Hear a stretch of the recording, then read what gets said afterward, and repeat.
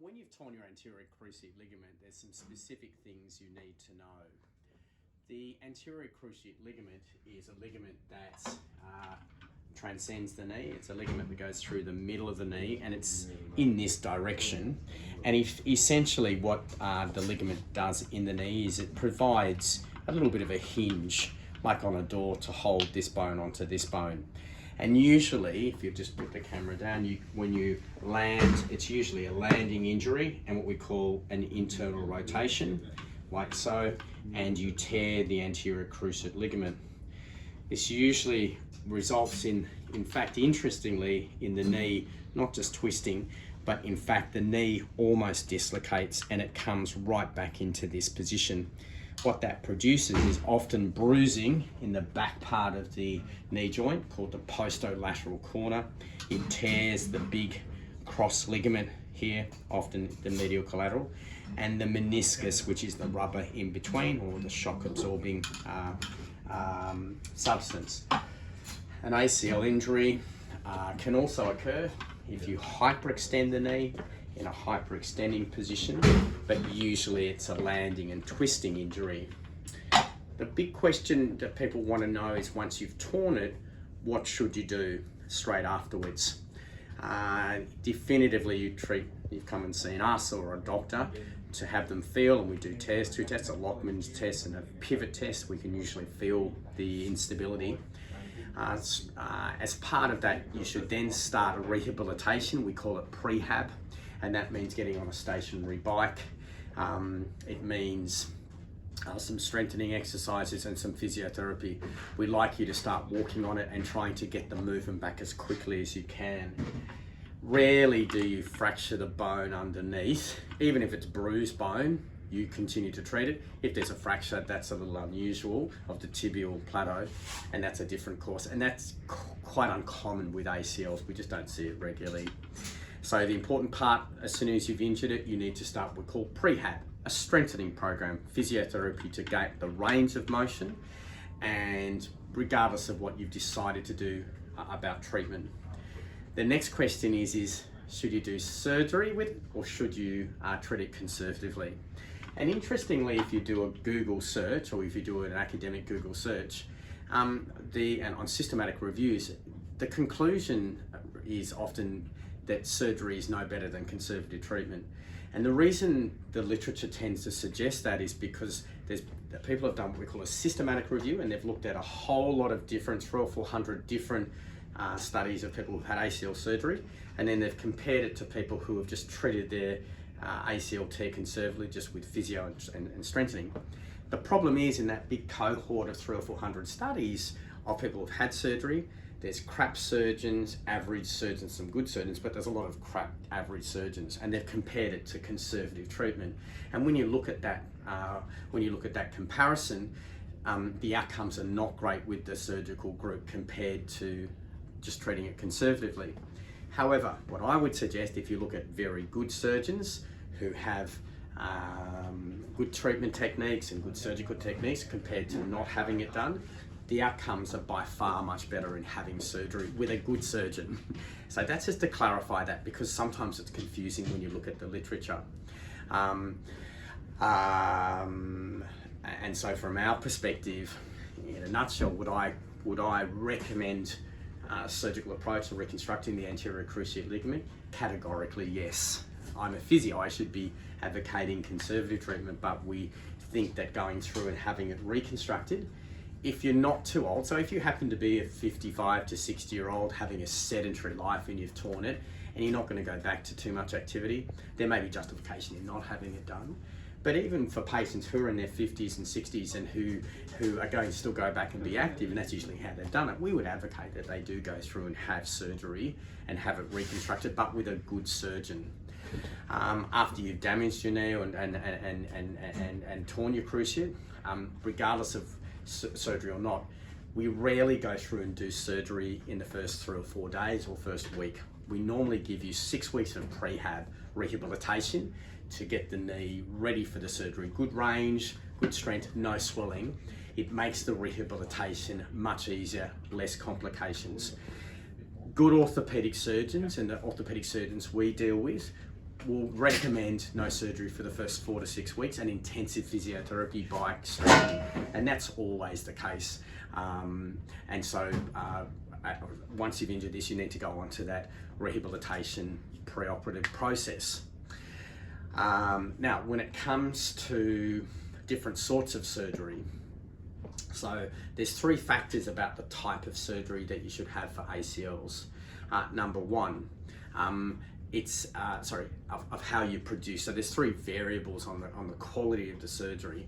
And if you follow me here, the first thing that we actually look at is how well the tunnels are drilled. So this is a side-on view of the knee, and we drill a hole here and drill a hole here and thread the ligament up through the knee. And if you turn the camera to this wall, what we can see here is many different tunnel positions, and the tunnel positions have a big effect on the quality of the surgery. So this sounds like a no-brainer, but if you have the holes put into the wrong position, you'll get a poor result. And unfortunately, there's data to suggest that certainly in different parts of the world and in Singapore, there can be almost 50% of suboptimal tunnel positioning. And what happens in those situations, it's like putting a hinge on the door in the wrong position, you'll get a poor result. Continued instability, increased likelihood of arthritis.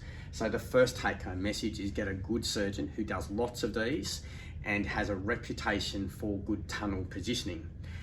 As a patient, it's difficult for you to know who are the good surgeons. That's when you talk to learned people like myself who have lots of experience with this, and we can tell you who we think produce good positioning and thus the good result. And the tunnel position really is the most important thing. 10 years ago, surgeons were producing what we call a trans-tibial tunnel, and that's a tunnel which is look at this point here. These are the 2 tunnels. A trans-tibial tunnel produces a very vertical tunnel, and a vertical femoral tunnel produces a lot of instability and rotation. And then when we have a look at a side-on view tunnel, this is the gold standard, but this particular patient had a revision ACL. Their original hole was here, and you can see the original hole should be about halfway. That's where they've had a revision surgery. The original hole was put right back here. In fact, this one was very, very posterior. And in this situation, poor tunnel position produced poor results. And so getting a good surgeon who puts the tunnel in the right position. The second variable is the type of graft. Because again, remember, they drill a hole through this bone and a hole here, and then they put the ligament through, and they'll traditionally have used part of the hamstring.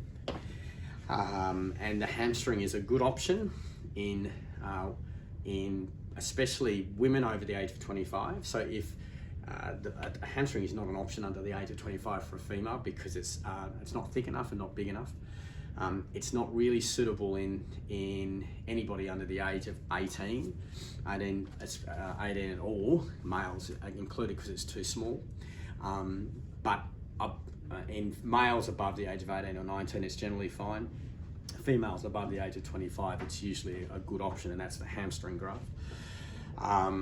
The other option people have used in the past is the middle third of the patella tendon. This has been quite good, produces a stable graft. However, it's always pain. You get pain on kneeling, and also a slightly higher incidence of osteoarthritis and patellofemoral pain. So for jumping and landing athletes, although it produces a good graft, a strong graft, it does produce pain with kneeling, which is pretty not satisfactory. The next option is part of the quadricep tendon, so they take the tendon over the top. And the advantage of this is you don't get so much pain from a kneeling perspective because it's not over the bit you kneel on. However, there's probably a little slightly increased incidence of general patellofemoral pain, meaning you've got to be really careful with the rehab not to do too many squats and lunges.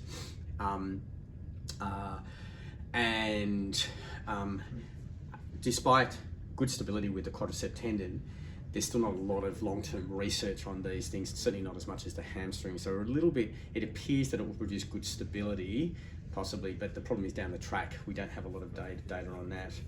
And the other big group is allografts, which are dead people's tendons, especially they're sent in from America. The problem with these is they often irradiate them or treat them with chemicals, and it increases their failure rate and rejection rate, and we generally tend to not use these much at all. The other group of allografts, so allografts in Australia from 3 tissue banks from Brisbane, Melbourne and Perth, and these are tissue banks from dead people, and they basically take them out of people who are deceased and just wash them with saline, put them into a freezer, and then they'll go through and irradiate. They don't irradiate them, but they'll do what we call a supercritical CO2 sterilization, and they're basically just they're putting them into a little gas chamber with some carbon dioxide, and this seems to help sterilize, but also helps the collagen. And these ones are not irradiated, don't have a high failure rate, and actually are probably the gold standard in Australia. Unfortunately in Singapore you can't use these. So the graft type is useful, and if I was looking at a graft type here that I would recommend for an adult male, hamstring generally, and doctors would agree with that. With the quadricep tendon, they'll oftentimes use these for revision surgery because it'll give it a little bit more stability, or in a younger female athlete. And allografts are really not an option so much here in Singapore. And then the final thing is fixation, and that's how we actually fix the graft. On this video, on these pictures here, you can see this is an interference screw, a titanium interference screw. The screw fixations produce really quite superior, good solid fixation. And what they're tending to use these days is what they call a peak screw, which is a biodegradable screw under here. So it actually dissolves down the track. More useful for younger athletes, because the problem with these down the track, if I was to do an MRI of someone down the track after they've had a titanium screw, it's really hard to identify because there's lots of reflections in the imaging. So we'd generally go for the degradable ones, biodegradable if we could. They seem to be a bit better. The one advantage of those, there's certainly talk that the different sort of fixation at the top. So you can see even in,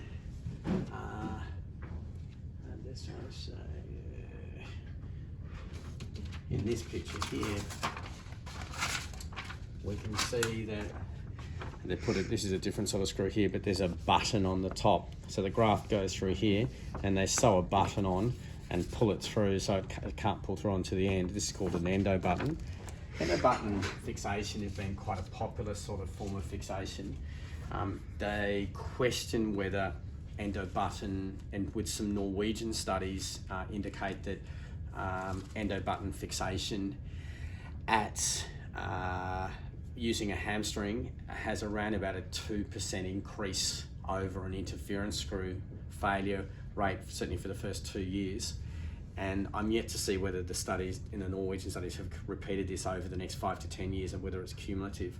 But there is generally a consensus that it can produce a slightly higher failure rate of the endo button compared to an interference screw. And it may seem minimal at 2%, but if it's 2% cumulatively, 2% extra per year, that 2% over 2 years turns into 20%, and it may be one of the reasons why we tend to see high failure rates with endo button compared to interference screw, which tend to give a solider end feel. One of the disadvantages of the endo button is that post-operative, the original research suggested, or the original stuff done by Tom Rosenberg, who's a famous orthopedic surgeon who developed the endo button back 20 or 30 years ago, is that the post-op protocol with endo button was fixed knee and fixed flexion in a brace, fixed for 4 weeks, non-weight bearing. So it meant you couldn't put any weight through it for 4 weeks. You wouldn't do much physiotherapy because it had to be fixed in that position. And from a rehabilitation perspective, it's disastrous for a patient. And certainly, unfortunately, what we're seeing these days with endo button fixation is that everybody does the same rehabilitation, full range of motion, bike, and an accelerated program. And it may be one of the reasons why we see slightly higher failure rates with endo button fixations. So in summary, when we're looking at ACLs, we think that surgery in a younger active athlete is definitely indicated to allow them to go back to change direction in sport and reduce the likelihood of arthritis. It should be performed by a really good surgeon who has good tunnel positioning, has a look at the graft choice and uses optimal graft choices and some of the things I've just spoken about. Thirdly, superior fixation, probably more on an interference screw or a peak screw, oftentimes will give superior stability. and could be one of the reasons why we've seen slightly higher failure rates with the hamstring grafts, because a lot of them are done with the endo button. And post-operatively, and pre-operatively, regardless of whether you have an operation or whether you treat a conservative, you need to do prehab physiotherapy. So hopefully this gives you a little bit more of an understanding of the complexity of ACL surgery and the many different facets of failures and so forth. And it's one of the reasons why even 30 years, 40 years after the fact, we're still seeing a variance in success rates. The key though is talk to experienced physiotherapists like ourselves who just specialise in this area, and experienced orthopaedic surgeons who do volume but also have good training and good tunnel positioning, and you should be able to optimise your recovery. Thank you.